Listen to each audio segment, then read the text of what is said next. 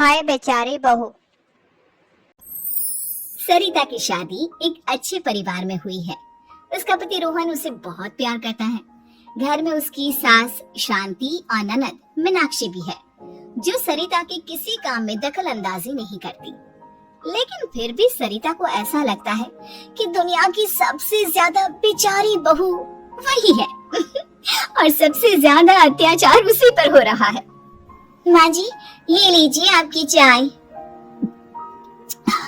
अरे बहू, तूने इतनी ज्यादा चीनी क्यों डाल दी चाय में? हाय हाय माँ जी, मैंने तो उतनी ही मीठी बनाई है जितनी मीठी आपको पसंद है। माँ जी, आपको तो मेरे हाथ की चाय अच्छी ही नहीं लगती। जब देखो कुछ न कुछ कमी निकाल ही देती हो। अरे बहू, तू एक बात के पीछे ही पड़ जाती है। मैंने ऐसा कब कहा कि तू रोज चाय खराब बनाती है? सरिता अपने कमरे में चली जाती है और फोन उठाकर अपनी माँ से बात करती है। हेलो माँ, कैसी हो आप? क्या कर रही हो? मैं तो ठीक हूँ, पर तू बता तेरा मूड कैसा है? तेरी आवाज से लग रहा है कि कुछ तो हुआ है तेरे ससुराल में। अरे क्या बताऊँ माँ, यहाँ तो हर समय मेरे साथ बहुत बुरा व्यवहार होता है। मैंने अपनी सास के लिए इतनी अच्छी चाय बनाई, लेकिन मेरी सास चाय पीते ही मुझे 4 बातें सुना दी। बेटी, तू इतनी छोटी छोटी बातों पर ध्यान ही क्यों देती हो? तुम्हारी सास ने कुछ बोल भी दिया तो क्या हो गया, वो बड़ी है ना तुझसे। माँ ने इतना समझाया, लेकिन इस बात का सरिता पर कोई असर नहीं हुआ। अपनी बेचारी बहू की छवि वो बदलना ही नहीं चाहती। अगली सुबह सब नाश्ते के टेबल पर बैठकर नाश्ता कर रहे थे, तभी सरिता ने अपने पति से कहा, सुनिए जी, मुझे ना आज बाजार से कुछ सामान लेकर आना है। आज आप ऑफिस से आने के बाद मुझे लेकर चलना ना। भाभी, मुझे भी कुछ किताबें खरीदनी है। आप दोनों जा ही रहे हो तो मेरी किताबें भी ले आना। लो, अभी तो बात ही की है बाजार जाने की तो एक फरमाइश आ गई। माँ जी, आप भी बता दो कुछ, और हाँ, मोहल्ले वालों से भी बोल दो अगर वो कुछ मंगवाना चाहते हो तो। बेचारी मीनाक्षी अपना सा मुंह लेकर रह गई। ये सब देखकर रोहन से चुप नहीं रह गया और वो गुस्से में बोला, सरिता, क्या हो गया है तुम्हें? मीनाक्षी ने तो सिर्फ किताबों के लिए बोला है। तुम्हें मीनाक्षी से इस तरह से बात नहीं करनी चाहिए। माफी मांगो उससे अभी। क्या?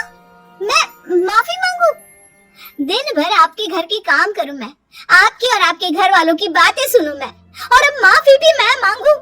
ऐसा कभी नहीं हो सकता। ये बोलकर सरिता वहाँ से चली जाती है। एक दिन उनकी पड़ोसन घर आती है। अरे सरिता, क्या कर रही है? और क्या करूंगी भाभी जी, बस घर का काम ही कर रही हूँ। आप बताओ कैसे आना हुआ? अरे मैं तो तुम्हारा हालचाल पूछने आई थी, लेकिन तुम तो बिजी लग रही हो। कोई बात नहीं, मैं बाद में आ जाऊंगी।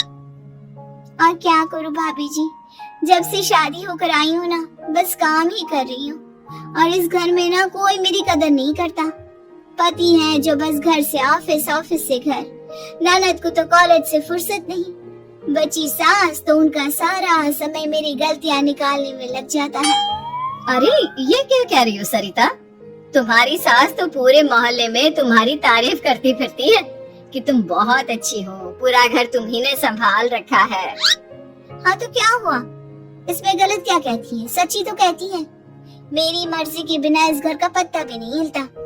शाम को जब रोहन घर आया तो उसने सबसे कहा, कल हम सबको मौसी जी के घर जाना है, उनकी बेटी की शादी है। सब अपनी अपनी पैकिंग कर लो, सुबह होते ही निकल जाएंगे। और सरिता, तुम कान खोलकर सुन लो, वहाँ जाकर किसी की बुराई भलाई शुरू मत कर देना, नहीं तो मुझसे बुरा कोई नहीं होगा। हाय हाय जी, आप तो ऐसे कह रहे हो जैसे मैं सुबह शाम सबकी बुराई करती फिरती हूँ। आज तक कोई कह नहीं सकता कि मैंने किसी की पीठ पीछे किसी के बारे में कोई बुरी बात बोली हो तो। अरे बस बहू, बात को और ज्यादा आगे मत बढ़ा। हमें सब पता है तू हमारे साथ क्या व्यवहार करती है। ये बात घर तक रखना, शादी में किसी को कुछ मत बोलना, नहीं तो सब कहेंगे कि शांति की बहू कितना बोलती है। हाँ हाँ, सब कुछ तो मैं ही बोलती हूँ ना। आप लोग तो हर समय फूलों की बारिश करते रहते हो मेरे ऊपर। सारी गलती मेरी है जो मैं इस घर में आई। सबका कितना ध्यान रखती हूँ, लेकिन फिर भी मेरी तो आप लोगों की नजर में कोई कदर ही नहीं है। अगली सुबह सब लोग मौसी जी के घर पर चले जाते हैं। वहाँ पर शादी का माहौल होता है, सब जगह चहल पहल होती है, बहुत सारे मेहमान आए हैं। सरिता को वहाँ बहुत अच्छा लग रहा है। वो अपने मन में सोचती है, यहाँ कितना अच्छा लग रहा है, कितनी रौनक है। मैं यहाँ किसी से ज्यादा बात नहीं करूंगी।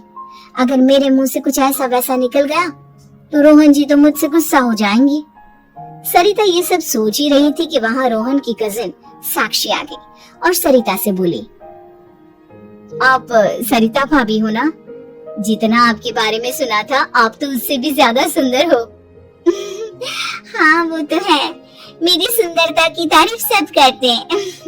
मेरे मायके में तो सब यही बोलते हैं कि रोहन जी की किस्मत बहुत अच्छी है जिन्हें मैं मिली। लेकिन आप कौन है? मैंने आपको पहचाना नहीं। मैं रोहन भैया की कजिन हूँ। आपकी शादी पर नहीं आ पाई थी ना, इसलिए आप मुझसे मिली नहीं कभी। शांति मौसी और मीनाक्षी आपकी बहुत तारीफ करते हैं। क्या कहा तुमने? मेरी तारीफ? कभी नहीं। मेरे ससुराल वाले कभी मेरी तारीफ कर ही नहीं सकते। मैं इतनी अच्छी हूँ, मेहनती हूँ, लेकिन उन्हें तो मेरी कदर ही नहीं। सारा दिन घर का काम करती हूँ, फिर भी मेरी सास ना मुझे सुनाती रहती है और पति भी मेरी सास की साइड लेते हैं। ना कभी बाहर ले जाते हैं, ना कहीं घुमाने। अगर घुमाने के लिए कभी बोल भी देना तो उनकी बहन बीच में आ जाती है। मैं कैसे रह रही हूँ उस घर में, ये मैं ही जानती हूँ। सरिता की ये बातें सुनकर साक्षी को बड़ी हैरानी हुई। अब वो हर किसी के सामने अपनी बड़ाई और ससुराल वालों की बुराई करने लगी।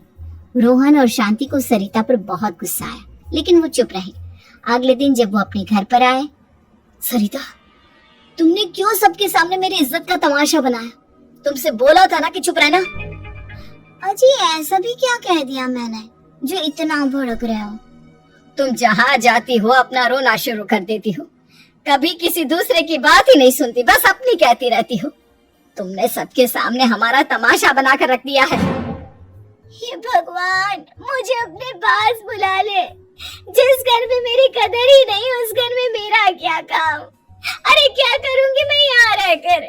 जो भी आता है मुझे सुनाकर चला जाता है। मैं तो किसी से कुछ नहीं कहती। सीधी सादी बहू मिल गई है ना सबको, तो जो जी में आए वो करो। सरिता ने अपने आगे किसी को कुछ बोलने ही नहीं दिया और उस दिन भी उसने सबके सामने खुद को बेचारी बना ही दिया। अगले दिन मीनाक्षी कॉलेज के लिए लेट हो रही थी, इसलिए वो हर काम जल्दी जल्दी कर रही थी। अपना नाश्ता लेने किचन में गई और पतीले में रखे गरम दूध को गिलास में डालने लगी। दूध का पतीला उसके हाथ से छूट गया और गरम गरम दूध उसके हाथ पर गिर गया। ओए माँ, हाय मेरा हाथ, माँ मेरा हाथ जल गया। मीनाक्षी की आवाज सुनकर सरिता दौड़ती हुई आई। ये क्या किया तुमने? तुम्हें नाश्ता चाहिए था तो मुझसे बोल देती, मैं क्या मना कर दी थी? अब पता नहीं कितने दिन की मुसीबत पाल ली तुमने।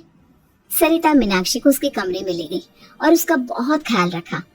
उसका इस तरह से ख्याल रखना शांति और रोहन को थोड़ा अजीब लगा। माँ, सरिता के दिमाग का भी कुछ पता नहीं।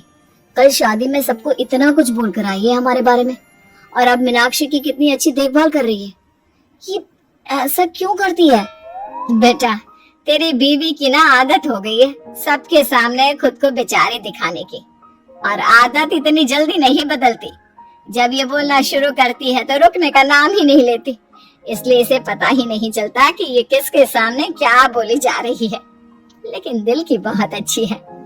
हमें भी अपना दिल बड़ा करके ये जैसी है इसे स्वीकार करना चाहिए।